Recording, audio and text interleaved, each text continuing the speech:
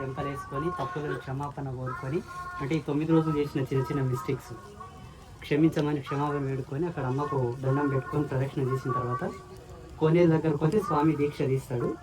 తీసిన తర్వాత civil dress వేసుకొని భోజనం చేయండి. చేసిన తర్వాత ఓన్లీ దీక్షలు ఉన్న స్వాములకే వాళ్ళు కుబేర కుంకుమ ఇస్తారు. ఈ స్వామి ఇస్తాడు, తీసుకోండి. సివిల్ వాళ్ళకు శుక్రవారం నుంచి ఉంటుంది కుంకుమ, యంత్రము, లాకెట్, కంకణము, మంత్రాక్షతలు. దీక్షలు ఉన్న వాళ్ళకి ఇప్పుడు ఇస్తారు, తీసుకోవచ్చు. తీసుకొని వెళ్ళాలనుకునే వాళ్ళు వెళ్ళొచ్చు.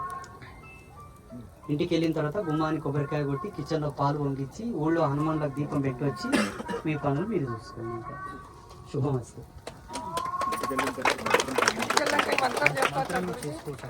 ఈ మంత్రం మీరు లైఫ్ లాంగ్ చేసుకోవచ్చు. దీనికి ఏమి ఆంక్షలు లేవు, ఎప్పుడైనా చేసుకోవచ్చు.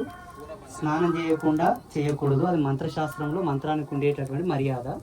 కాళ్ళకు చెప్పులు ఉన్నప్పుడు చదవకు, అది మంత్రానికి ఉండే నియమం తప్ప దేవతకేం అవేం అతీతం. ఆ తల్లి చెప్పులు ఉండగా చదవకూడదు, స్నానం చేయకుండా చదవకూడదు. ఇక మధుమాంస భక్షణ ఉన్నప్పుడు కూడా చేయకండి.